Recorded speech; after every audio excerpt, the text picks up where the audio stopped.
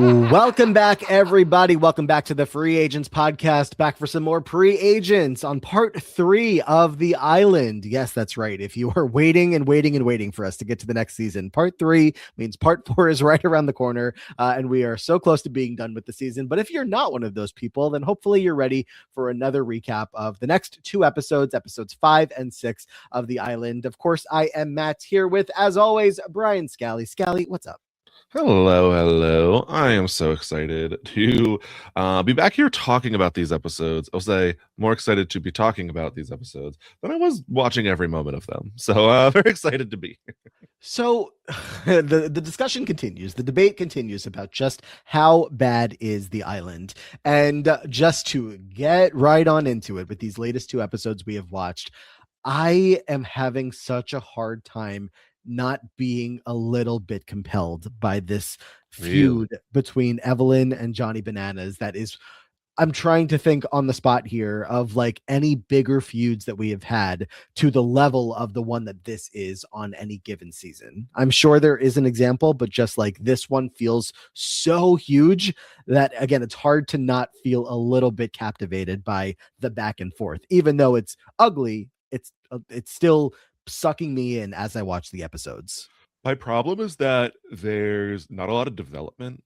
Like the whole season has kind of been the same thing, and that's what's wearing on me. Like the individual episodes every so often I think have been strong, but when I put them all next to each other and it's just Bananas being a giant misogynist, or everyone throwing out the R word, or whatever the case may be, it just gets to be really a lot through repetition. And so that's where like it's breaking me down. Yeah, the Bananas and Evelyn stuff I like look back on with like, I don't know, some acknowledgement of how important it was to the franchise. But in watching so many episodes back to back, I'm like, I remember why this was grating. Yeah, I feel like we probably have, or maybe I've made this comparison. I don't know, just like the BB9 of the challenge. Yeah. The season feels like, of just like, it's so different. It's so excluded from where people really want to think about when they think about the show. And it's not a normal season of the challenge by any means. But as far as like these characters taking a step outside of the normal world of the challenge, playing what is essentially a different game. This may as well just be a spinoff of the show, and still just following their storylines and the drama that's happening with all of these people out there. And it's not just Evelyn and Bananas. There's other compelling storylines, people that we're meeting along the way, just like getting to know Kellyanne and Kahada feels important along the way here. Robin and Dan's toxic relationship is obviously a big storyline in these 2 episodes. So there's more going on. I also did just say toxic relationship, so I understand if people aren't having fun watching a lot of this. But again, at the very least, I am feeling drawn into the stories, understanding that they're just not as fun for many people. Yeah. And like, we'll talk about it. There's a huge move this week that's made, and it's so exciting, but the momentum doesn't really follow through. And every single person in the house besides Evelyn and Kellyanne are just terrified and just sitting on their hands, not playing the season. And it's just like, what am I watching at a certain point? I almost want to crown the Mount Rushmore spots this early on, but I guess we don't have to do that now. Although if anyone's, paying attention to the season, you can see what's probably coming as far as what this season's Mount Rushmore is going to look like, at least 2 of the spots. But that's just a guess that I have in my head. So what I mean to bring off of that point is that, yeah, there's a lot of people that are, their part in this story of this feud between Evelyn and Bananas is really being told all through Evelyn. Like, Evelyn is the one talking about wanting to get people on her side to go against the big alliance, and we'll get into all the details of it all. But she's really like telling us, well, this is where Coley stands. This is where Jen stands. This is where this person and that person stands. And if I can bring them all together, and we're not getting like any of those people's perspective, because it straight up is just Bananas and his people, with barely any commentary from Kenny these days, from Johanna these days, versus Evelyn and the people that she is trying to get behind her. So just this war between these 2, and look, it's going to be a crazy finish when we get to part 4. Is it's hard to say that it's not interesting in some aspect. That's my problem, though, is it's very much like you said, two perspectives are the entire season for a lot of this stretch. And we have Coley pop up and give some random ass confessional, and that's the only thing I've heard from her the entire season, except for one weird line, which we'll talk about later. Yes. But I just am like, who is this? Why, like, what is going on for this person on the show who apparently is like maybe gonna try to play the game now for the first time in 2 seasons? But like, I'm just give me anything else. Like, there's an interesting storyline going on here, and I get that, but this is the season that we've had the most airtime to devote to the storylines that are going on in the house and not just the challenges, the eliminations, etc. So I'm kind of like, we're not using that airtime well because so many people are just completely lost in the edit. I mean, the episode 6 specifically was straight up just like the beginning of the episode with all of that time you're talking about was going back and forth between here's why Robin and Dan are fighting and here's why Evelyn and Yep. here's Evelyn trying to gather And the like, troops. And then here's the next scene of Robin and Dan and here's the next scene of Evelyn. So we really are just like laser focused on them. And it's going to all make sense when we get to the end because again, we know what's coming. That like the setup of every time that Evelyn says, "Oh, Bananas isn't going to get to the end. I'm not going to let him win this game." Like we know what's coming. But so I get the story that they're trying to tell, but if you want the full fleshed, like what's going on with everybody in this house, that's not what you're going to get here. no, and like every so often we'll get a storyline like Dunbar's mad and he's also a misogynist. Like, great, thank God we got another storyline.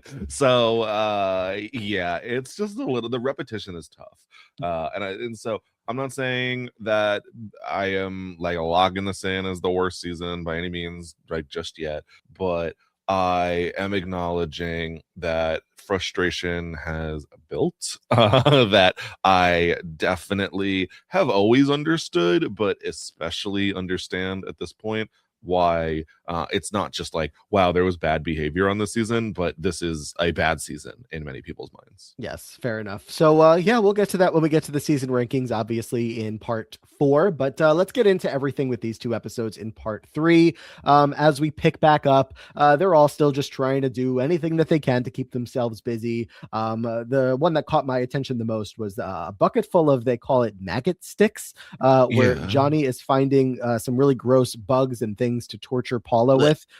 Yeah, and apparently it also landed on Evelyn at one point, which obviously is not going to make her happy. She's not having fun playing games with these people, so she wants nothing to do with this. But on top of it all, somehow Evelyn and I can't even get this sentence out because I'm picturing Evelyn with the telescope on her shoulder. It's so funny.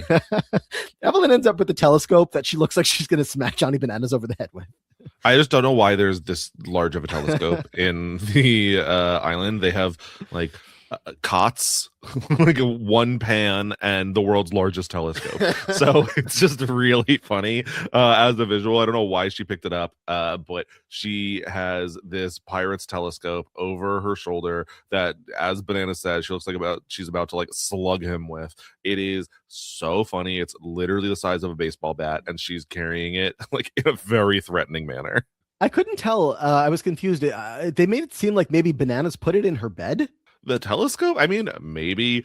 And of course, he denies it. He's like, when we later get like, oh, I'm just get defensive. Is like, well, you did do the other stuff at least. So, where he's like, oh, I didn't throw the maggot stick. It's like, yeah, you did. You know, you did. Why are you denying this? Just acknowledge it and be like, I'm sorry. Like, you're coming at me too hot, but like, I'm sorry. Yeah, it was a joke. I'm sorry. Like, at least that I would get, but the outright denial is what's so weird from him over and over and over because, like, you are doing bad behavior. Just whatever. You Really can, bad. yeah, And but like Johnny and Paula, like with the maggot stick, it's gross and it's not something I want, and it's something that like I could very well see, like, Evelyn blows up about it. But if Johnny and Paula are like, roughhousing with a maggot stick and both of them are okay with that, then like fine. And then if Evelyn gets caught in the crossfire, then like, sorry, Evelyn, we were having fun and like that sucks that you got caught, like our bad.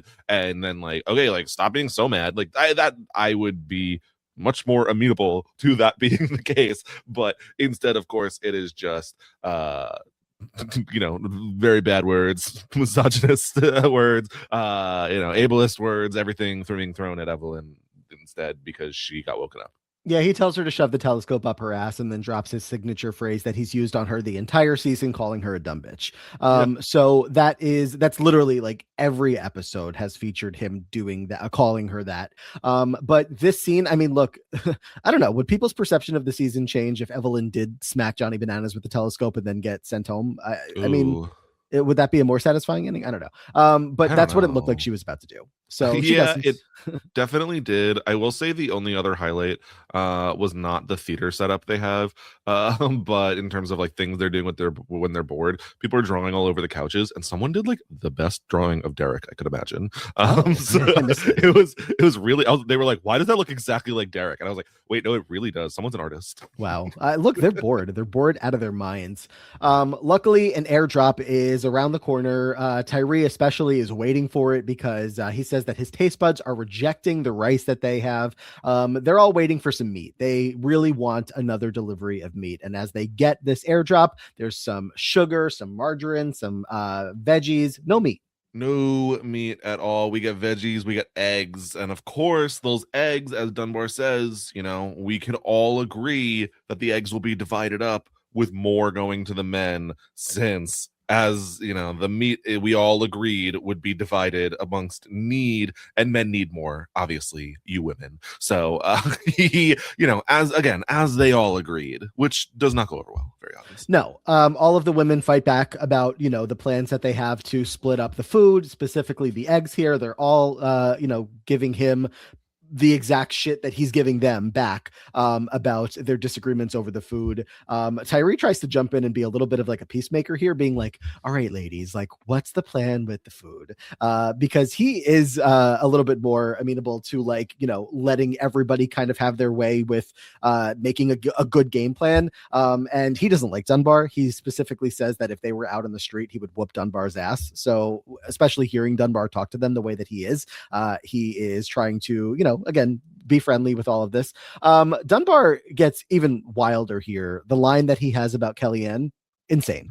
I believe I remember, but I don't know if you feel comfortable dropping it for context. I mean, I didn't say it. Dunbar says that if he had a list of people that he would kill for free, he would add Kellyanne to it. Yeah, okay, we think it's the same one. Yeah, he said like, but the thing is, I actually believe he said, how we were talking about that list of 5 people that I would kill for free? There's a list. Apparently there's already at least 4 people that Dunbar would take out, no charge. Kellyanne has pissed him off enough that she has been top 5 that he's ever met in his life, which is frankly crazy, but also like lack of follow through. Whoa. So I don't know, that's weird. That's a weird list to keep. Imagine I know a different time, I guess. But imagine 2026, someone goes on the challenge and is like, yeah, if I had a list of people that I could kill for free, or I do have a list of people that I would kill for free, and I'm gonna put Tori on it or something. It's like, what? Like, you would be off that challenge in 2 seconds and you would never be on reality TV again, luckily for us and for all their safety. Why Paulie got pulled this season? Maybe. I'm joking. It's a joke. But yeah, Dunbar is still pissed about all of this with the women getting all the protein and he's not getting enough. And, Kenny's like, that's women, Anyway, in this airdrop, they also got a map, which is basically they're calling it a scavenger hunt. There's some boxes that are around that have some more supplies, some ropes that hopefully will come into play for the boats that they have to make later on. And a big development is going to come where apparently there's 3 X's on the map and they only find 2 of the crates that were designated X's on the map. So Bananas is like, well, there's still a 3rd one to find. And the hope is that maybe they're going to find some food in that 3rd crate. Yeah, very much talk of like, ooh, there's a treat in the crates. And they haven't really found anything all that exciting yet. So Bananas and Kenny, of course, steal the map, go out, dig for 2 hours plus into the hours of the night, come back with instructions on how to build the boat. No food, not a bit of food. Dunbar showed up late to this digging session. And then, in a strange turn of events, Bananas then leaves the two of them behind to have them go bring the stuff back to the house so that Bananas avoids the heat of everyone going, "Why'd you guys all go without us?" Dan specifically is like, "You didn't want help," which they knew was going to be the reaction of like, "What do you mean we have nothing to do out here and you have a specific game related task that you're doing without us behind our backs? Like, that's not cool." I would be mad about it. I'd be like, what are you hiding? Like, I'm sus. Why did you not tell us? But also a part of me would be like, thank God I didn't have to dig that hole. I don't want to do that. I don't care how bored I am. I don't want to dig a hole. I mean, I don't even know if they ever found out that that was part of the thing. Maybe, but like if they were like, "Oh, we were gone for 2 hours digging a hole," like that makes it even worse. But fair Yeah. point. Yeah. Um, so yeah, eventually that's it. They just have some more information with the maps and all these crates and the ropes and whatnot. So all of this will come into play later on. Still plenty throughout these two episodes about different people, specifically your Kahadas and Derek's, mostly in the next episode, that are really trying to take all of these the tools and ropes and boat pieces and whatnot to really start trying to make this plan. So that's happening as well. And I guess that's just not compelling TV to people watching people build a boat. I don't know. No. The family alliance is going to have a meeting here. Bananas is talking about how he wants Evelyn gone before Kellyanne. Johanna is talking about that Evelyn should go in against two guys to get the best chance of her getting sent home. We also have Tyree and Dan talking about how Tyree wants to go in. So as we get to the nominations, lots of different plans are in the air. But overall, this idea of it has to be either three men that go in or three women has faded. That's not the plan today. Yeah, I mean, as talked about, there was a face-off early on where it was two men and one woman, at least two of them, or mixed-gendered face-offs. So the precedent has been set, and none of the women want to go against Evelyn. Has been apparently a running story in the house. So Evelyn says she'll take any chance she can get. She doesn't care if it's against two men. She'll still go in and whip their ass. And spoiler alert, she does. So it is Evelyn's assertion that, like, I don't care. I'm going in anyway. And we also have a big game changing element going on here in the sense that there were 8 keys to be given out. All 8 keys have been given out. We talked about the end of part 2, who has all of them. And so they're all like, well, what happens now? Or there's not going to be a 9th and 10th key to give out to the winner of the face off and then another person who wins the vote. TJ shows up and says, all right, well, whoever wins is going to get the key. And, nothing has changed, apparently, according to TJ. He lets them go through the nominations as they normally would, picking 3 people to go in. But after they pick the names, he does come back and reveal what is changing going forward. Yeah. Obviously, you have those keys. Not so fast. They might get taken from you. The winner of the face-off will get to go ahead and steal a key from whoever they want. And that all of a sudden is, setting off the alarm bells for the family because they just threw in their biggest op and she's very capable of winning a face-off, and all of their keys are vulnerable. Yep. And that's the only way to get a key at this point. You can only get it by winning. You cannot get it by saving yourself in a vote anymore. So just like Kenny got his key up against Tanya, Johnny got his against Abram, and so on and so forth. They cannot get a key just by winning a vote anymore. You can only get it by winning. Should the person who gets voted in also get to steal a key? So the person who wins the vote? Yeah. I mean, I understand the line of thinking there. I guess I want to zoom out even further and go like, do you find this fair in general that a key can get stolen after you've earned it? Yeah, I think it's, for me, is it fair? Why not?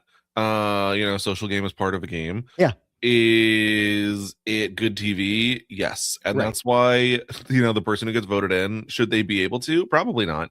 Would it be better TV if there were 2 keys stolen every episode? Probably. I think so. I mean, it allows even the people that are getting the keys stolen from them more opportunities to get to then put themselves in and have, I'm sure that there's a way that they could have gamed it easily, just like they're going to game or try to game the episode 6 round. And maybe they will, but make them work for it. Not just get your key in episode 1 and then you have a ride to the final. True, So true. I answer yes. Um, but yeah, so that's the rules. But to get the names, it is going to end up being Tyree, Dan, and Evelyn. Tyree and Dan both wanted to go into this one, and Dan wasn't thrilled about the idea of having a woman involved in his elimination, for whatever reason you want to attribute Neither to is that. Tyree really. Um, Tyree didn't want that. No, I don't think either of them wanted it. Oh, Tyree is arguing like it should be all guys. Like 6 women just went in, and this is not ideally who I wanted to go against. And they're both making it very clear, like we don't want to just beat a woman in the challenge. And it's like, I think you guys are about to get really beat, we but don't have to okay. worry about that. So I don't know if they thought Evelyn was in fact tougher than the other options. I'm presuming like were Kohutta and Ryan like volunteering to go in as well or something, because there's still guys that need a key, and so maybe they're frustrated from that perspective. But yeah, both of them very much are making it very clear that they wanted it to be all guys. I feel like the best way to tell this story in my mind is just to be, if you watched along, you already know what happened. And if you've already seen the season, you already know what happened. So just the story of this episode, of course, ends up being that Evelyn gets to go into an elimination because the Family Alliance thinks that it will be an easy way to get her out up against these two guys. One of them is going to win, and then the other one they will vote to keep safe and send Evelyn packing. So to know that she has this rule change that is going to allow her to not only, she can still win the face off as she's planning to do, but then steal a key from anybody she wants, puts a huge smile on her face. She is going to go on to, as we'll get there, steal the key from the exact person that you would think that she's going to steal the key from, just to watch everything in order of how it happens as the smile shows up on Evelyn's face for the first time this season, and she realizes what is about to happen as long as she can make it happen. And if anybody can make it happen, it's Evelyn. Every part of this episode was so satisfying to me. Yeah. No, I don't disagree. I think that it was super compelling, like as an episode. It's super fun. My problem is I know what's happening for the rest of the season, and knowing that episode 6 is right around the corner is what makes it like, well, this wasn't super impactful. So I obviously am very excited about the prospect of Evelyn potentially stealing one of the family's keys. And I think even the story of will she betray Kellyanne is also compelling. And you know what? Shout out to my brain for not remembering things, because as we were at the key steal later in the episode, I didn't know what she was going to do. I forgot. Ooh. So I was jumping out of my seat. And maybe that's certainly adding to my experience of, why I may be enjoying it more than the average person. But yeah, so Bananas is talking to the rest of the Alliance about knowing that Evelyn's probably going to take the key. Bananas also, throughout these 2 episodes, did you pick up on, it seems like he's getting annoyed at Kenny, because Kenny's like worrying a lot about the way that the game is going to shake out and whatnot. And Kenny's like expressing all of these concerns, and Bananas is just like, dude, you just got to relax. Just let it happen. Like, whatever, whatever. Yeah, he is getting frustrated. I feel like we're seeing less and less of Kenny. Kenny has kind of been a little bit of worried because, as he said, like Bananas is kind of making his own bed, but I'm sure that's starting to feel like he's making all of their beds to a degree. Like there's still a lot of people here, and people are waking up to the fact that there is an alliance. It should be pretty easy to get a bunch of them like to work against the family, and Bananas is only inspiring that. It is funny though that Kenny is so worried when Bananas is the one who is drawing most of the ire. Yeah, I mean, I get it from where Kenny's coming from, that he just is like, I can see the forest for the tree. Like, I see that I'm next. Even if they get Bananas now, like that's not good for me.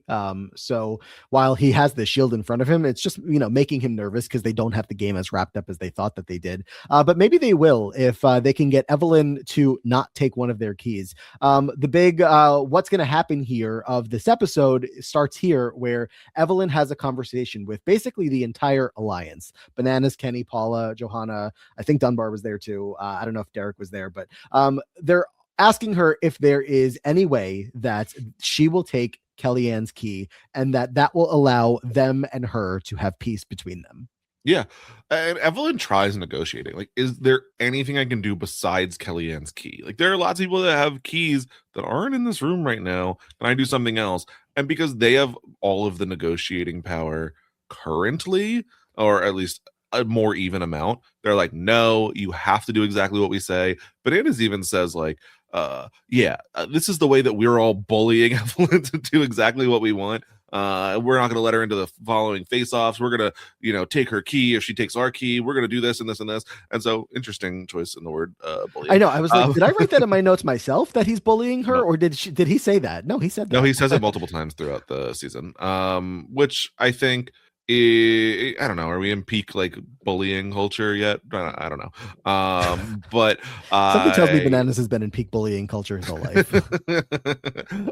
In terms of the discourse, but yeah, they are very much strong arming Evelyn of you take this deal. It's the only deal on the table. You betray Kellyanne, or we have problems. Yep. And Evelyn has to really strongly consider this because for the first time in the game, she sees a window of opportunity for herself that if this comes out successful for her, if she does take Kellyanne's key and she is able to have peace with this alliance that has been attacking her, personally and wanting to box her out of playing the game, like this could be something that she has to consider. And she likes Kellyanne a lot. They've bonded a lot, but it's also, she did just meet her, 2 or 3 weeks ago. So it's something to consider. She's going to go talk to Kellyanne. She doesn't know what to do tomorrow if she wins. She tells Kellyanne straight up, this is what they want me to do, and this is what they want me to this is what they want the plan to be, but I don't know what to do. Kellyanne is going to not get like mad or upset in her face, but kind of through a confessional we see that the idea that Evelyn is even considering this is really hurting her.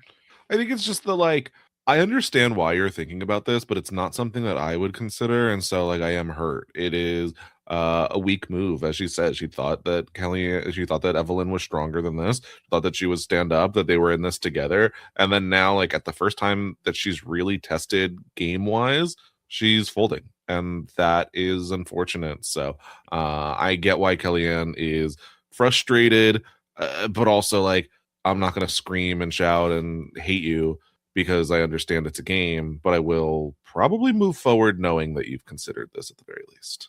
Totally. And I just also want to just feel like I want to say that I think Kellyanne played this quickly in the best way possible, because we're going to see later on that Evelyn doesn't take Kellyanne's key and sticks true to her friendship with her and who she is and all that stuff. And if Kellyanne just went off on her, then Evelyn might have said, oh, well, this friendship's over anyway. Let me just take her key and put myself in a good spot. So it worked out.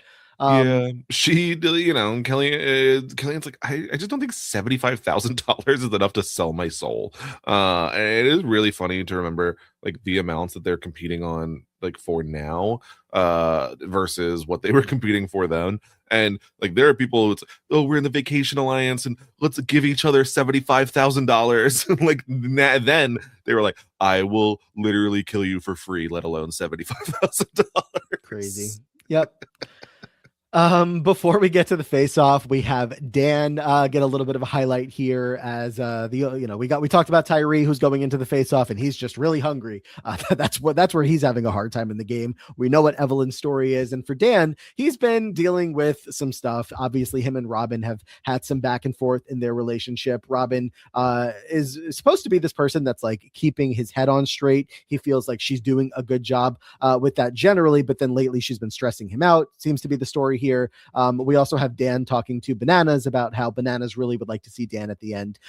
More in the next episode, we're going to get this highlight about how Dan is a mascot for the season for them. Basically, just as he is this party guy, he is keeping them all in good spirits at times. And because of his experience as a Marine, I believed Bananas when he said basically if you happen to be in my boat at the end of the season, I'm not putting you in front of my alliance, but I'd be happy to have you at the end of the game with us. For sure.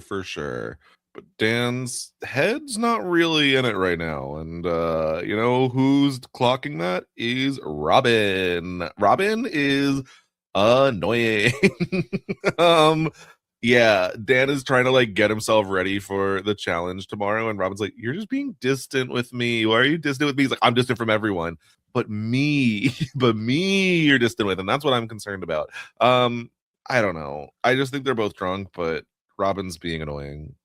Yeah, a lot more to come with these two in the next episode. So, well, it's just so funny. He's like, I need you to calm me down. She goes, oh, okay. Well, then we're good, right? He's like, wait, what? You were just coming at me. And she's like, let me sit on your lap. He's like, no, get away from me. They are so weird. There's such a weird dynamic in here. Yeah, they are not going to likely end up in like a Mount Rushmore spot on the season. If I had to guess, we'll see. But like if there was just like an extra category of an award that we gave out of like, I don't know, like something else you're watching in the season that what the hell's going on Oh there? my That's that god. award I'm going to invent for this season, and it goes to Robin and Dan.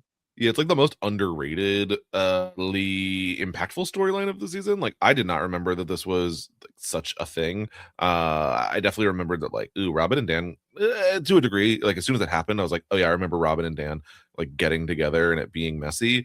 But yikes, Mhm. yikes. Let's talk about the face off here. It's called Bridget, which would have been funny if there was somebody out there named Bridget, but that's fine. They are on a long, I'll call it a runway out in the water. And along this runway are 35 removable planks. You have to make your way across the bridge back and forth, but each time that you go across the bridge, you have to take one plank off the bridge, throw it into the water, and keep going until two people fall off. One person is left standing. Obviously, there's plenty of strategy in all of this because whatever planks you take off, you're picking what you and your opponents will have to leap over to get across the platform along the way. You also cannot use the side of the bridge to support yourself. You can only walk. You can't touch the sides itself. No And frame. they're yes, and they're playing for another home speaker system. That's been the big prize of the season. Woo! We used to play for like Yeah. motorcycles and stuff, and now we're just playing for speaker systems. But hey, modern technology. And I think people are decently excited that are rooting against Evelyn, seeing like, okay, we got some guys, got some size on Evelyn. If all of a sudden these jumps become too big, maybe Evelyn doesn't make it. But it's Dan and Tyree, who are like not historically the best. It's really bad for the two of them. This was a fun concept for a challenge. I was really enjoying watching this one Yeah. play out. Even having a good, strong suspicion of what was going to happen. It's like, well, how are these two dudes gonna, ruin it for themselves? So they all start, and it's what I also loved about this challenge is every time that they took a plank away, the crowd going, "Ooh, whoa!" Because they start off where all of them basically take away the first plank closest to the starting platform, just making it like really hard in one spot for all of them to go. And it's like, oh, is the next person going to make it even harder, even harder, even harder? And then they do, and they do, and they do. And ultimately, that's a spot that at least, no, that gets both of them, right? Both Dan and Yep. Tyree can't make it through this wide jump that only gets wider as the challenge goes on and gives Evelyn the win. Evelyn realizes that if she times these pulls correctly, she can force them to do larger jumps than she's going to have to, just because they're going to have to do it in the same order over and over.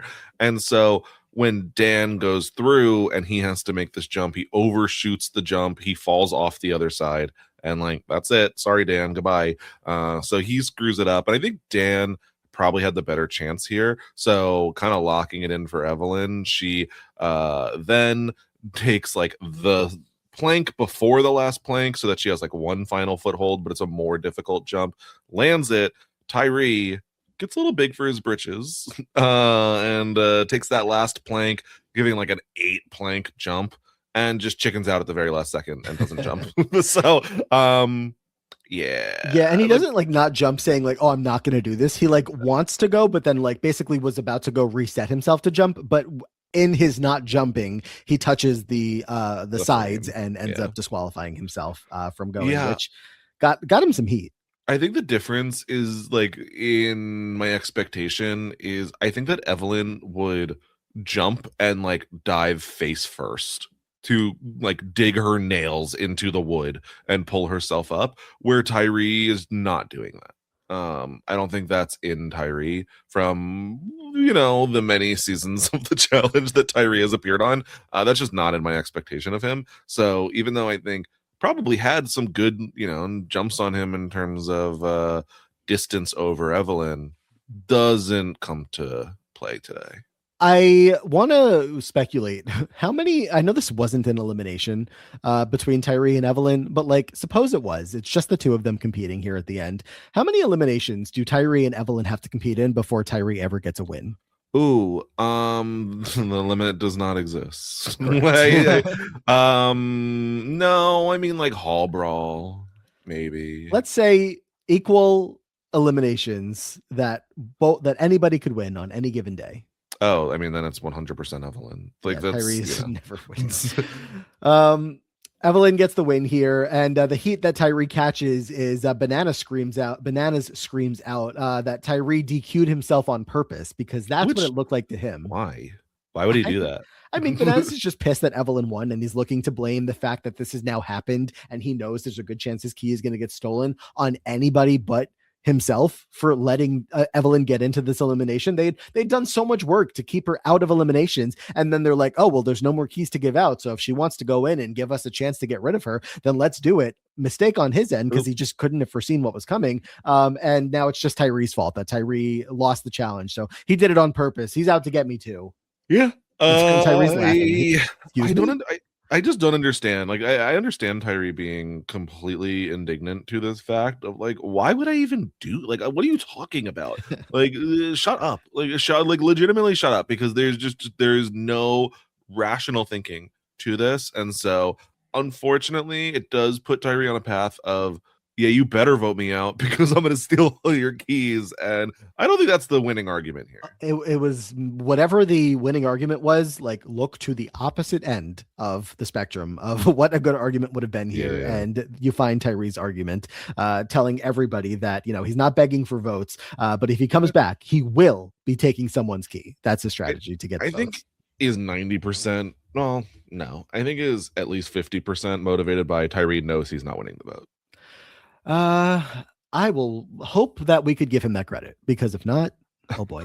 Yeah, he might do it in like the other scenario as well, but I think there is just no world that Dan gets voted out over Tyree. We also have happening here that TJ teased at the top of the challenge that a special little something will be in store for whoever wins today. We know that they've been talking about being hungry. They didn't get meat in the last drop. So whoever wins is going to get a little something, and that's Evelyn. Evelyn wins a pizza. She gets a whole pizza pie that she gets to split right now with two people of her choosing. She ends up picking Robin and Kellyanne. Robin, because she had voted Robin out when Robin was up to be voted for. And Kellyanne, of course, is her best friend out here. So the two of them just chow down on some good looking pizza, and everyone else literally can't even look at them because they are so hungry and upset. And I loved this scene. Was so happy with all of the discussion of like women need less food for women to get more food than them, then they have to watch it. It was so funny. My concern is they're now like, well, now you guys don't get rice tonight. Like, that's my concern for what we didn't get to see. But in terms of what we did, I'm so happy that these stupid men had to watch three women split a pizza and they got nothing. Yeah, of course, you get Kenny being like, I hope all three choke on it and die. I hope that they, whatever, so they're miserable watching it. But look at them, got some pizza. Happy for them. So before we get to the vote, we hear Dan talking about how he thinks he's in danger because he's the rookie. But we have, besides this vote of Tyree and Dan coming up, Evelyn has a big decision to make. She is going to have to steal someone's key. And there's still been the talk about if she'll take Kellyanne's key, but she's going to go have another meeting with Johnny and Kenny pretty far away from the house, looking for some privacy around here. She is going to tell them that she can't do it. She can't take Kellyanne's key, but there could be other keys that she would be open to taking. And she's hoping that that could be satisfactory for the two of them.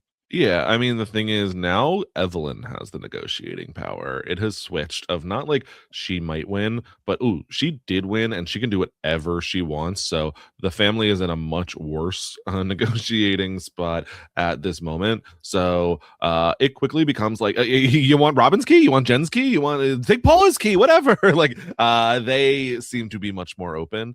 And that is very funny to watch how quickly it changes from there's Kellyanne and it's only Kellyanne to, yeah, whatever, Kellyanne can keep her key. It's fine. We're not worried about that. The way that Jen gets thrown under the bus, I'm surprised she didn't need to be evacuated off the island herself.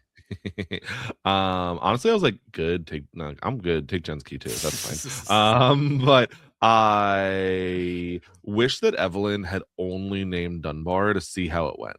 Yeah. Like, are you willing to let go of Dunbar? Or like, I think the weakest two are actually Dunbar and Paula.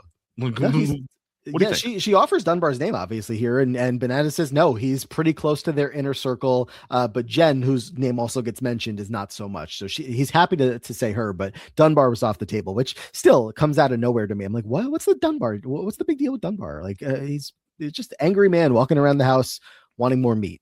Well, I mean, Heard the that thing is before. that Dunbar is uh being misogynistic and an asshole and all of the bad behavior, but he has no pre-existing relationship with any of these people, so it's not like, oh, I've been on a challenge with Johnny before, and as much as he's being an asshole here, like, I know him. It's just like, who the hell are you? You're showing up, you're a random rookie, you're being an asshole constantly, whether it's over food, whether it's just you're being a general misogynist, you're being an whatever. There's no relationship with Dunbar, so I think that is a big part of it. And also, people keep pointing to the fact that he did not go into it, get his key. It was handed to him. So it's an easy excuse. Yeah, yep. But that's not going to be the plan. That's not even close to, I guess, the final plan here. The closest that we get to what this plan could be to make a deal between the two is that it will land on Jen. She was the last one into the group. She's not even really in the group. Her and Bananas had that scene of like, oh, he would work with her to the end if it worked out that way, but whatever. Kenny even tells us in confessional, not just in front of Evelyn, that they will accept the idea of Jen's key being taken and that they will still leave Evelyn alone. Whether that's true or not, who could say, but that's what he's saying. Evelyn, though, is going to then go talk to Jen and pull her aside and say, look, I want you to know what they are offering. They want me to take your key because you are seen as a fringe member of their alliance. And that's what their plan is. Jen is, of course, not going to love to hear this. She basically says that she doesn't give a fuck about any of these people. And this is going to activate her in a sense to say, you need to destroy their alliance as best you can, starting with taking one of their keys and not mine. I was happy at least to see that Jen wasn't super shocked by this because, 2 episodes ago, we were given a highlight of like the alliances are Evelyn and Jen and Kellyanne and Rachel. Glad that Jen at least doesn't think she's in the inner circle to be really hurt by this. But I think the thing is, like, and Jen probably realizes, like Evelyn realizes, if Jen wins next week after Evelyn takes her key, the deal is going to be take Evelyn's key and you'll be fine. Like, we'll work with you. So I'm glad that they are finally starting to form something against the family. Yeah, it's the first sign of like legitimate momentum that could form. Now, will it actually stick? Maybe not as much as they would hope for, but it's something that's better than the nothing that has been so far. So we'll see what what Evelyn's about to do in a second. But first, we have to get to the elimination between Dan and Tyree. Again, Tyree's pitch is so bad. I'm gonna find a way to take one of your keys if I get back. Okay, well then we're gonna vote you out. He says, like, I think I opened a lot of eyes during the face-off today. It's Yeah. like, most people accused you of quitting on purpose, so I really don't know what eyes were opened. This poor man is just so bad at the challenge. It's not good. Like every aspect of the challenge. And then Dan's plea was that he just wants to be there at the end. He wants to, even if he's not on a boat, he wants to be there to push the boats out to sea. Yeah, I want to finish out this experience. Like, okay, the pitches this season have universally been stupid. Yes. But I Tyree's can't getting think of a voted good out. one. No. I mean, I don't know. We can go back and rank Well, them at the end. they're all decided like before any of this ever happens. So Tyree's going to get voted out here by a vote of 9-2. I think we talked about this maybe in one of the last Tyree appearances that I feel like the perception of him has always been that he's like this massive guy.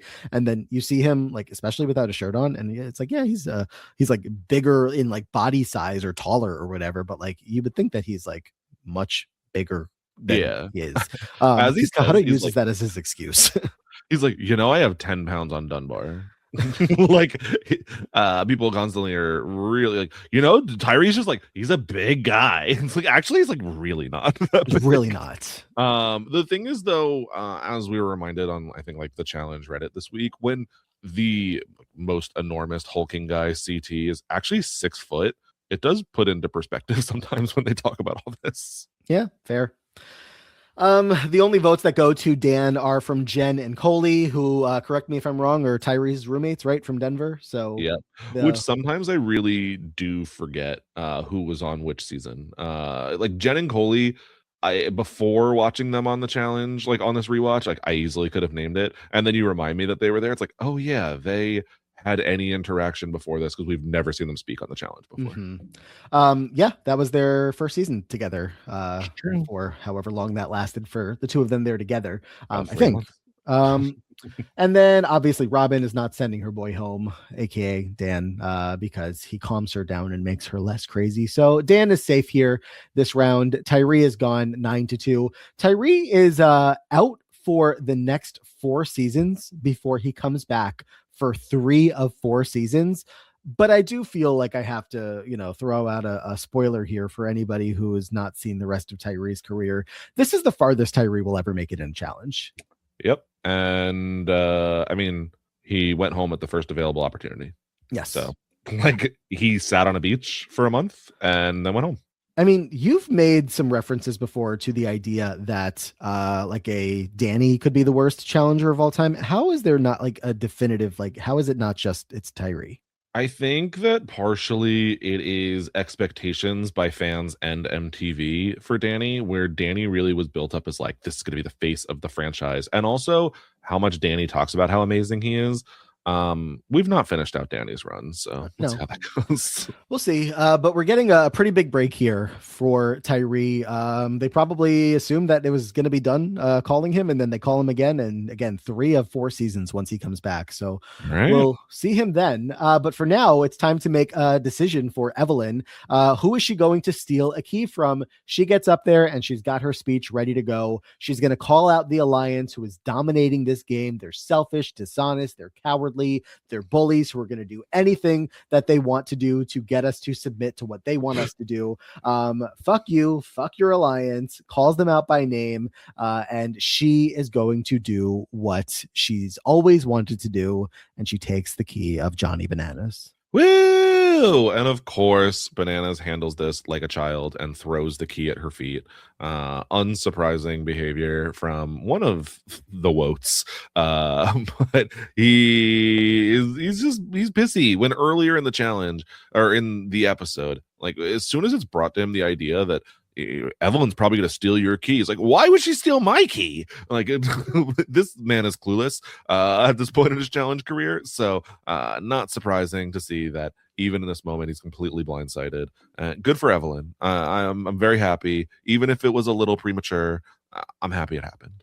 100%. I mean, you ask for satisfying moments on the challenge for some of these like douchey dudes that are always treating the woman so poorly, specifically Evelyn on this season. And you just want to see a moment like this. It would be great if we didn't also see Bananas go on to have success throughout the rest of the season. But like at least just in this moment, you made him sweat. You made him freak out. You made him worry for the state of his game, and actually cause him to have to do some self-reflection that we're going to see a little bit in the next episode. Not that we've gotten very far. Don't don't confuse that for like, oh, he's seen the light, that he's an asshole. But there's just a little bit of more thought that he has to put into the entire experience, his entire existence out there when this happens. And like you mentioned, he drops his key on the ground in front of her as he walks past her to not hand it directly to her.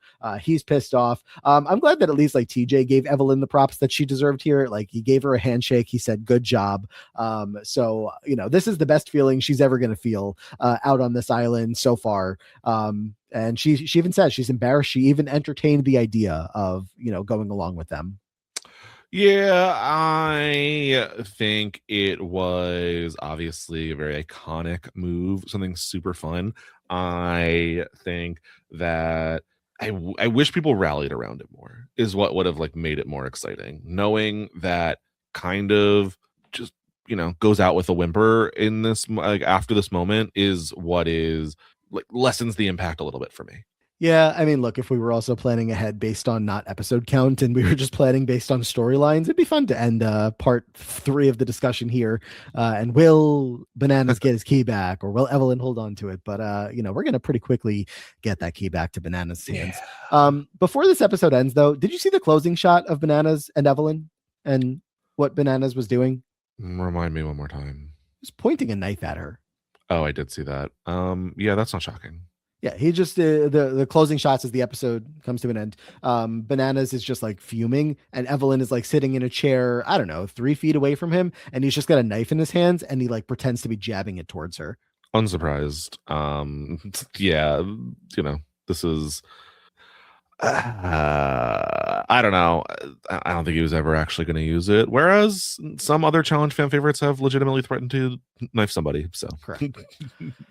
Episode 6, we're gonna, of course, be all about the family trying to get a key back into Johnny's hands. And you know who, like, specifically seems to be telling this story? Paula Walnuts. She really wants Johnny to get his key back. Yeah, Paula is all about Johnny. They are best friends. They would never betray each other. And so she is super loyal. She is going to do whatever she has to do. I feel like Paula would throw herself back into a face off in order to get Johnny his key. What needs to be done? Paula is down. More on that to come. We also have Kahada and Kellyanne. Some more story between the two of them. Makes sense for Kahada to get some highlight here as he's going to be making his way out. I But feel really bad for Kahada. There's so much smash cutting between Kellyanne. Like, yeah, I think we're both on the same page. We agree it's best to just be friends. And Kahada's like, who knows what the future holds for me and Kellyanne? We might be a couple. Maybe we're in love. We're probably in love. We're definitely gonna get married. So it's not ideal. I mean, I feel bad, but like there's something so charming about Kahada in general that to have like one man on the season just be seemingly a nice guy and all he wants is for the girl he's crushing on to come to him and he's like, we can cuddle without anything else going on because we're just that good of friends. Even later on in the episode, when Kara is going to get eliminated, he has a line that we've all heard a million times before. He says that it's that he hates to watch Kellyanne go, but he loves to watch her walk away. Only Kahada could deliver that line and not make it sound skeezy. That's the thing I was going to say is that if you had any random man pining after a woman, in a very gentle way here, I think it doesn't come off the same. But for Kohada, it's like, oh, like I'm rooting for you to get married, even though Kellyanne She's not interested. Like I don't know, it's like, oh, this is romantic, other than creepy. I think Kohada is fine. He has not crossed any lines that we've seen by any such means. But yeah, he's like the most endearing guy on the season by a mile. Mm-hmm.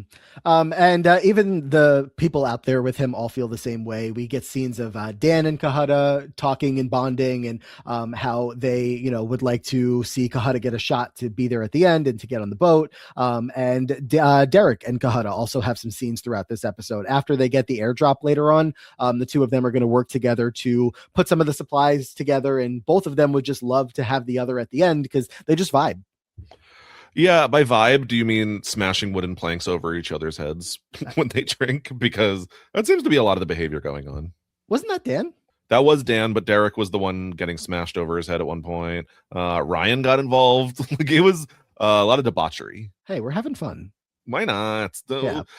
Who am I to not participate in boys roughhousing, smashing wood over each other's head night? Yeah, I mean, it doesn't really stick to being just a boys' night because this is going to turn into the big story between Dan and Robin and following what these two are up to and just how bad this relationship can be. And they cut it up all throughout this episode, but I feel like we can talk about it all here at once together. Where again, this relationship is not perfect by any means. I think Coley describes Wow, I was accusing it of being perfect. So this is news to me. I hate to break it to you. I think Coley describes it in the way that, probably makes the most sense. I don't know if, the term alcoholic being placed on them is like correct or fair, but like you get the general idea that both of them really like to drink. And it's bad when they are both drinking a lot around each other. Coley's like being too real. It's like these people, like very clearly, especially, unfortunately, I believe Robin has gotten help and has gotten sober this day. I'm hoping that is the case, and I'm not misremembering, but both of them go through their struggles, and that is quite unfortunate. And Coley's the only one to really call it here in a way that I feel like is probably a little irresponsible, but is just presented as truth on the show, of saying that she thinks they both have problems with alcohol. They're drawn to each other for that reason. And it has been a big mess because of that reason as well. Where things are really going to get escalated here, after they have a bunch of conversations where Robin is telling Dan she wants him to be sober. Dan, he's better and cooler, and they work a lot better when he's sober. Meanwhile, she almost seems drunk sometimes in these conversations. So it's like, I'm pretty sure she is. yeah. So Some of it's them, at just, least. yeah. But where things really get bad or worse for them is one night we see them in bed, just a lot of cuddling and maybe some fooling around goes on. And Robin reports back to some people that Dan couldn't get it up. Yeah, it is. Robin's like trying to be cool here. And so when talked about like, is Dan your boyfriend? She's like, for the island, like whatever, you know. It was so good and then it went bad. So not ideal that Robin is going around. The phrase that keeps being, I don't even know. Basically, yeah, like you said, couldn't get it up. Penis wasn't working. You don't want to say limp dick? You know, I was like, what are the origins? But yeah, not good. That's what Robin is saying. She's telling everyone that about Dan. And Dan is got a different version of this story. I believe he's insisting that they did have sex, whereas Robin is saying that they didn't because of Dan's, misfortune in penis. So I'll use a different way to phrase that. Robin, both of them, pretty drunk out of their minds at this point. And Robin is saying she doesn't remember telling people that. Dan is like getting loud at her, telling her to own what she did, what she said. You're dead to me. Everyone is getting both of them even further amped up, which like Coley in confessional is telling us. I don't think she said, I don't think Robin said at all that she doesn't remember saying that. She in fact puts her hands on her hips and proudly says, yes, I did say that. So Robin is owning the fact. Okay. Like she is very much certain and like, yeah, I said it. And what?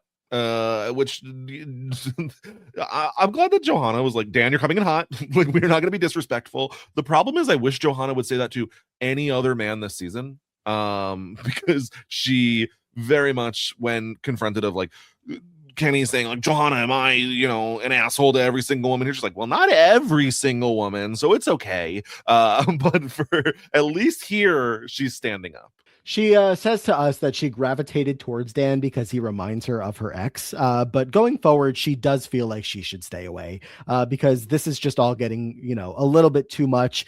She's waking up, obviously, with a lot of regrets after the fights that they've been getting in. And this one in particular was pretty tough. So while they've definitely had moments of comforting each other and being there for each other, when it gets this bad and the perception, around the house is obviously this is toxic. I think they pick up a little bit of that when they're both sober. Yeah, I mean, what happens here for the entirety of the argument is he comes in, he says, did you say these things? Robin says, I did. I said them about you. And what are you going to do about it? Dan says, basically, if we didn't have sex, how do you like, and sorry, Robin actually throws first. They like, you don't remember it because you were drunk. And like, I'm sorry you don't, but like kind of weaponizing his drinking against him. And when that has been such a part of their relation, I don't know. It's a very weird dynamic here. So that was weird. And then Dan says, if we didn't have sex, then how do you even know that his dick wasn't working? And Robin goes, I don't know. So she immediately loses the argument in that moment. There's semantics around it, but I think that, as Dan says, he was trying to be a nice guy. They had hooked up and he wasn't trying to tell everyone about it. But now for some reason, Robin is bad mouthing him in his view and making false claims. So he gets really worked up to it about it. He tells Robin that she's dead to him. And every person in the house like, oh no, Dan, don't say that. Don't do that. And I'm like, I don't know. Robin's being a real weirdo. Like, I also would want nothing to do with Robin. I've definitely remembered why I remember Dan. It was like the name sounded familiar before the season, and then like you get deeper into it, and it's like, oh, that's this guy. And he's not a one and done. We'll see him again. So the memories have come flooding back because these two are a lot to watch this season. it's sad. He's like, you were my friend. You were my friend and you lied. And I'm like, oh no, like this is so sad. Yeah. And again, it's just for me, what's the damning fact is Robin being like, I don't know. Like I have no further argument because I didn't plan for this part. So regardless of what happened, like let's say this really did happen. Like Robin didn't need to go around the house and say that. And like, I don't know, medical stuff. Everyone is drinking, as they're saying. And Ryan is like, that's happened all the time. So, you know, it shouldn't be as big of a deal as it's being made out to be here. But Dan is offended by the fact that she's talking about it, regardless, whether it's true or not. Mm-hmm. I would get like let him have that. So, yeah, for me, Robin's being weird. And look, I love drama. I love, arguing on the challenge just as much as the next person. But when it is presented through the lens of like both of these people do seem to have a pretty serious drinking problem, Yeah. it has taken me out of the fun of what this could be if it was just a normal, regular fight between people on the challenge. Uh-huh. So there's certainly that element for me, at least. That's there as well. But Of uh, lots of happening course, there. we also have Robin have a conversation with Evelyn in which Evelyn's trying to wake up Robin and like, Robin, they're not on your side. Robin's like, I have it all figured out. I'm masterminding both sides. I'm using the alliance. There's no such thing. There's no alliances here. I'm the one. It's like, okay, Robin, sure.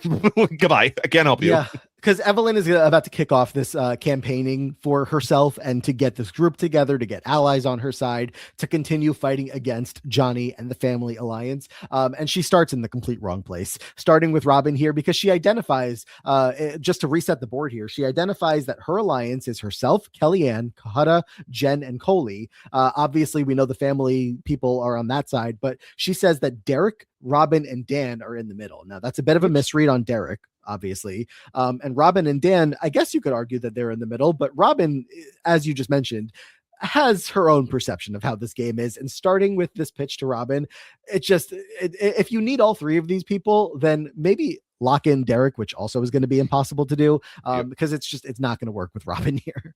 Yeah. The thing, Robin is completely delusional, and so like you're working on someone who is actually in the alliance and someone who doesn't think alliances exist. Yeah. So like it's kind of like you're not really going to be able to make really any headway there. But it was interesting that's like, here's where this person stands, this was this person stands. We're not going to mention Ryan at all. The person doesn't exist on the show. I mean, by my account, he is firmly in the family. He is in every scene with them. Bananas doesn't mention him. They don't ever mention him as being part of the alliance, but he has voted with them every time and he is always with them. I think him and Paula just seem to have become good friends from what I'm picking up and seeing them in every scene together.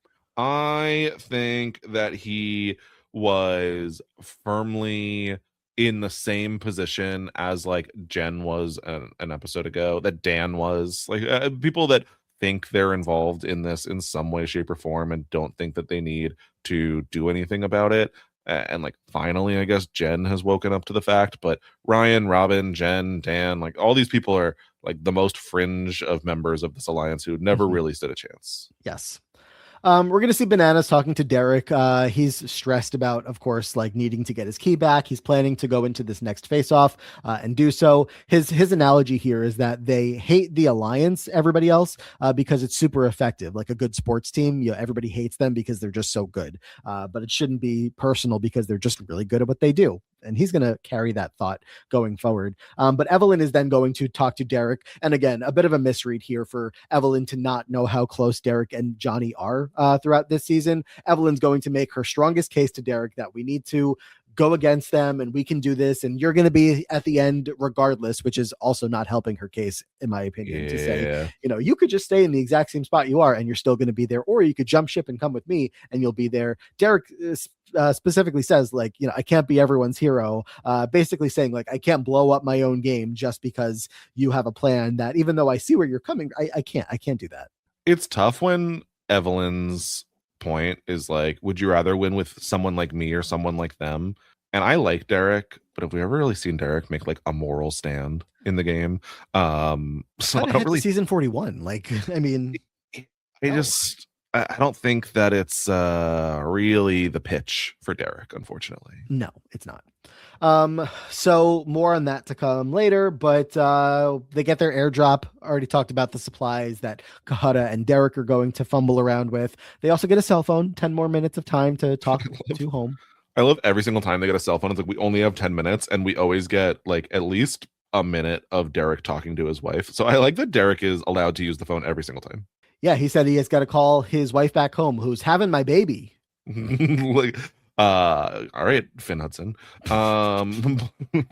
Joke for 10 people. At least it's one for me. Yeah, cool. We got another airdrop. They got me. I'm happy. Let's fight him. Again, Kenny is so nervous about what's going to happen here. If Johnny loses this upcoming face-off, it's really bad for both of them. And I still feel like this is rubbing Bananas the wrong way. He's just getting annoyed that he's got such a nervous Nelly as an ally, but whatever.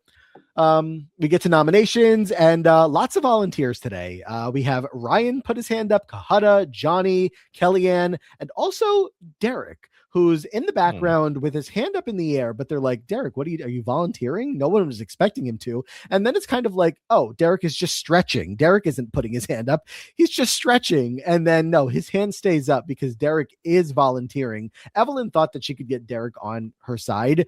Derek is now volunteering to go into elimination, to go to the vote and have a possibility of going home because that's how much he wants to help Bananas get his key back. Yeah, I don't know. I'm wondering if this is like Derek thinking that he actually is like somewhat of a fringe member and needs to like lock in his position more and like lock in his position on that boat, or if it is just Derek, as we've seen kind of over the years. Yeah, I'll take a spot in elimination because that's my friend and I'm fine with it. Both can be true, maybe. Yeah. But yeah, it is interesting though. Derek has so much respect in this house that even though Ryan has never had a chance to get a key, they're like, yeah, we're gonna give the guy who already has a key another chance over Ryan. Sorry, too bad. He covers it up by making it seem like he wanted possible like reward from this face-off. Yeah, like I want Evelyn pizza. Just got. Yeah, he's like, I want pizza. I want to go eat something. So that's why I want to go in. When they do the voting, Derek gets plenty of hands up in the air to vote for him to go in, as does Kahada, as does Bananas. Kellyanne gets no vote besides herself.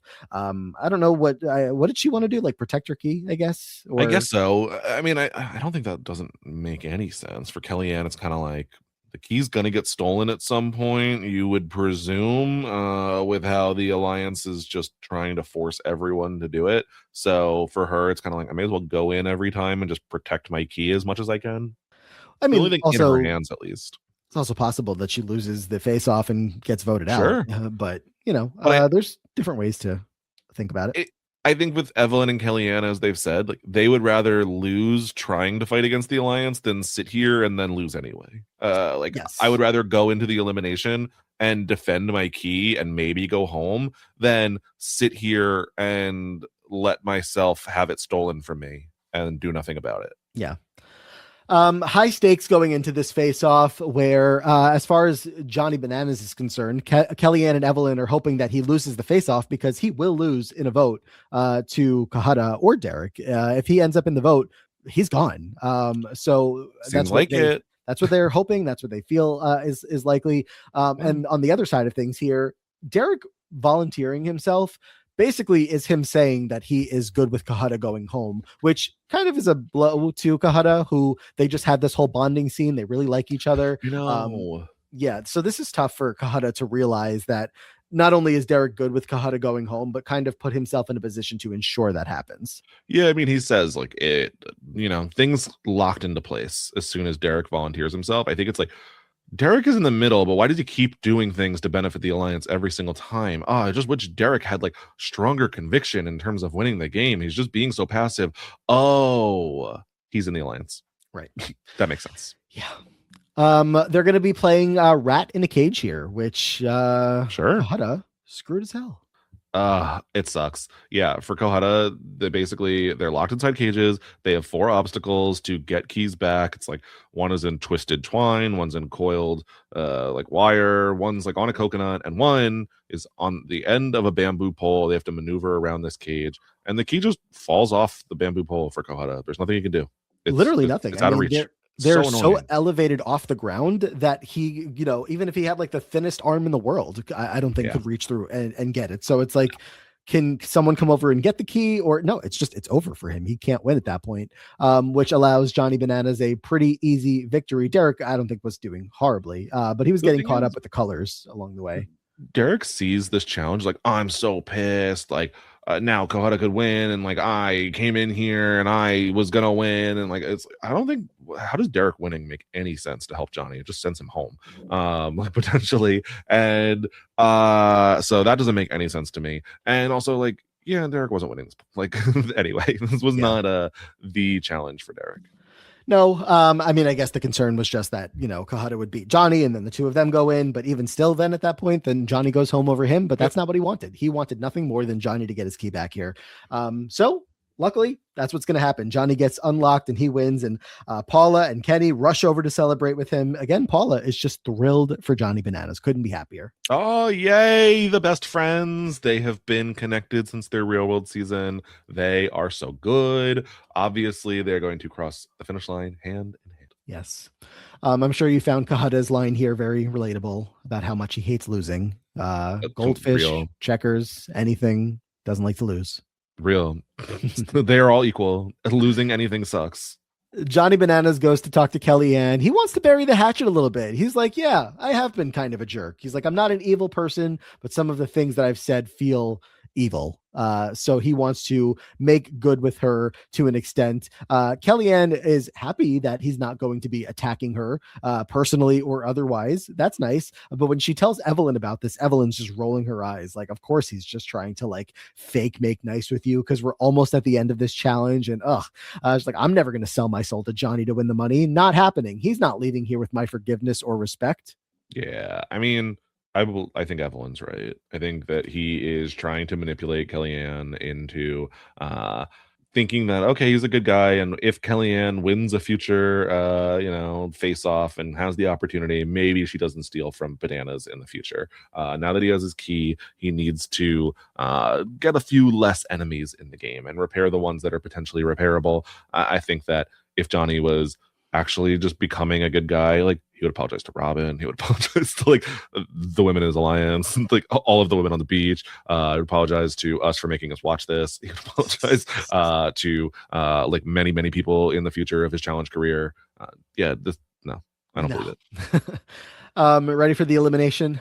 Let's do the elimination.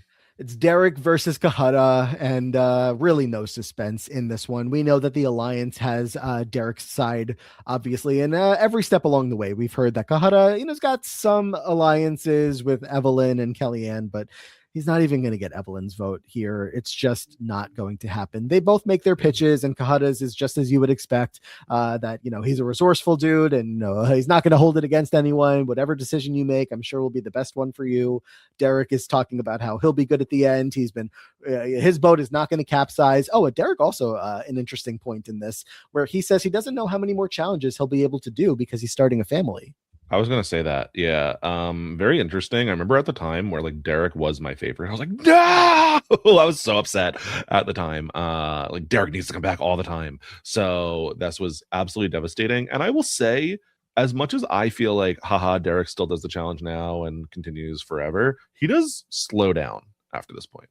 Yeah, I mean, generally people do slow down. It's not more common that people go on a Bananas like trajectory to be on every season of the show for the rest of time. But yeah, luckily for you or any other Derek fans back then, this was not going to be his last challenge. He obviously sticks around.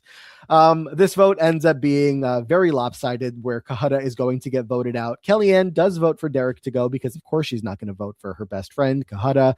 And unfortunately for Kahada, it is just best friends and nothing more.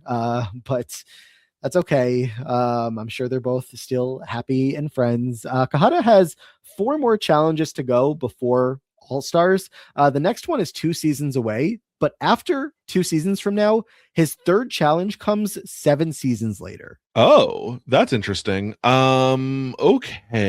I'm curious why this is such a long layoff, but Kohada's a character I feel like definitely is super memorable, regardless of the number of challenges he did. So feel like I'm excited to see what else Kohara has for Well, us. Kellyanne's a pretty similar story, is she not? I'm looking at it now. Yeah, she after she does her next challenge is gone for even longer than that before we see her Whoa. again.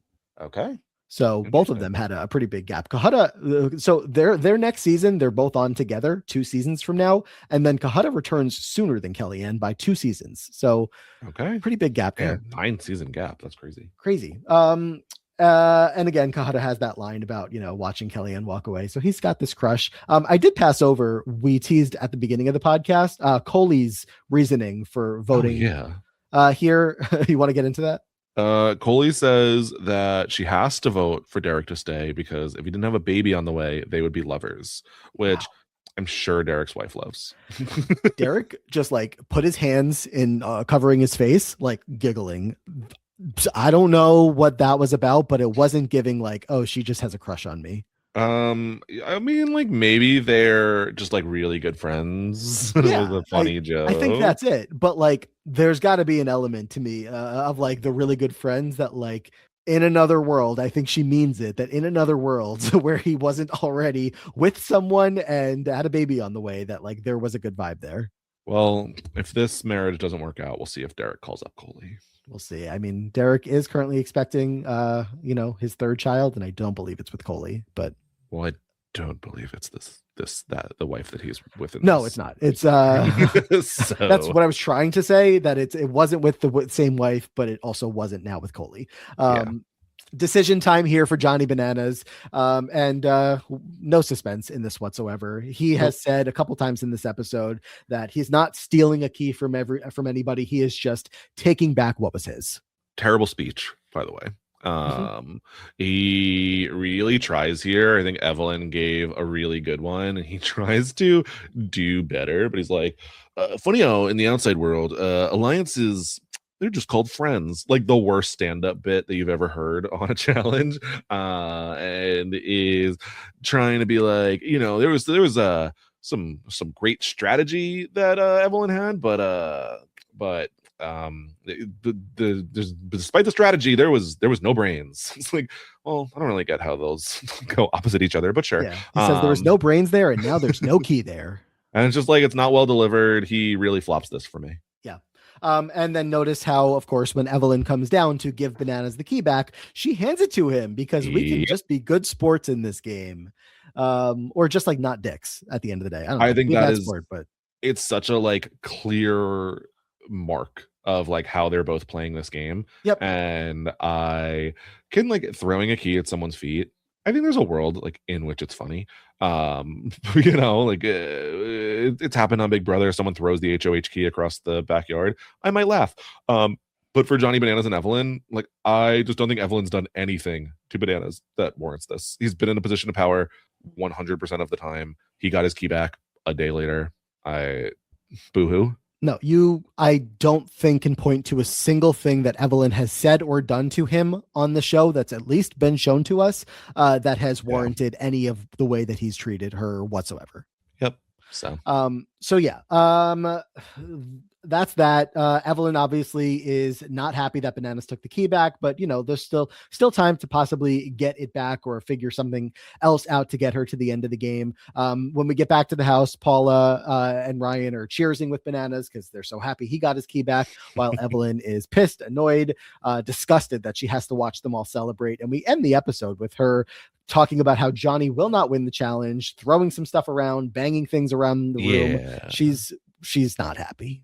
I did not love the like I'm gonna punch through and break furniture at this point. It's not like my favorite, but she's very, very frustrated. She swears if it's the last thing she does, Johnny will not win this challenge. So keep an eye on that. We'll see about that.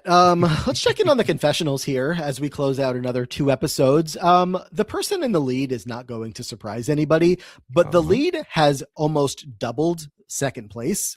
Johnny Bananas, 61 confessionals so far. Underneath that is Evelyn and Kenny with 39 each. But yeah, 61 to 39 is the top two or top three. Then you go down a little bit. You have Robin, you have Derek, Paula, Kellyanne, and so on and so forth. Going to the bottom of the list, no surprise at all. Ryan Kehoe, who is below Tanya still. Ryan's there. He's struggling a little bit in the confessionals, but eventually he'll maybe he'll have a comeback. Maybe he'll have a big episode. Maybe feels like he can't get much worse episodes at this point. Like every time I see him pop up, it's like him explaining what's going on with a challenge, with the living conditions or something, and I go to write it down and I'm like, oh, that was nothing. I don't need to write that down. So that's what Ryan's been up to. Also in the above Dave. Yeah. We have Dunbar, Coley, and Johanna that are still lower on the list here, which all makes sense. It's weird. I feel like at least for Johanna, you would think like if we're only going to tell the story of this alliance and of the family, then I would expect to get some of her perspective. And outside of episode 1, they just completely purple her. There's just no mention of her at all. Yeah.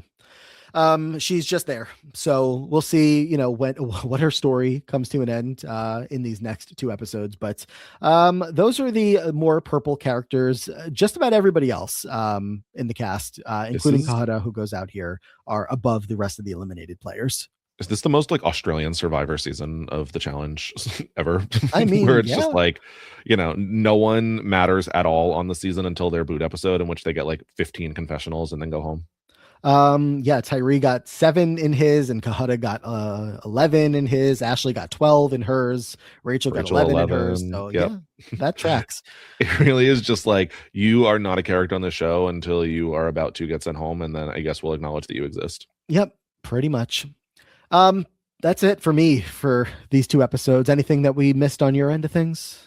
No, I feel like we got into all of it, the good, the bad, the ugly, the ugly, the ugly. So lots to talk about, but look at us wrapping up the challenge, the island next week, right?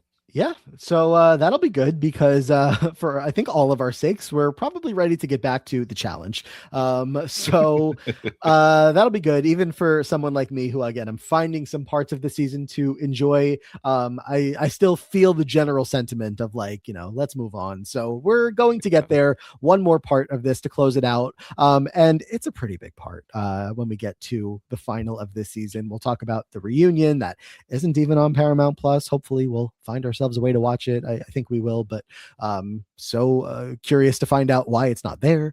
But yeah, I think that is it. Anything people should be looking for from you? No, anything I'm doing, I'll be posting about on social media. So look at Twitter, look at Blue Sky, Brian Scally, and I will post them there. Sounds good. Of course, find us talking about House of Villains as we are getting close to the end of this season. House of Villains, that's airing on Peacock. It's a lot of fun. Make sure you're checking that out. Plus our patron episodes every single week. We've been talking Survivor 50. We've been talking Drag Race. All of the Challenge 42 news as they are out there filming the season right now. And anything else that pops up along the way. So patreon.com/The Free Agents Podcast.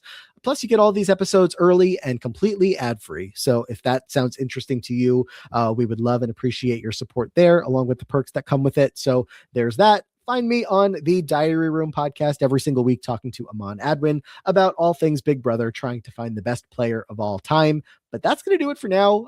We'll be back very soon to close out the island. Again, we know we're ready to get out of here, so we will be done in due time. Until then, take care, and we hope to see you all in the future.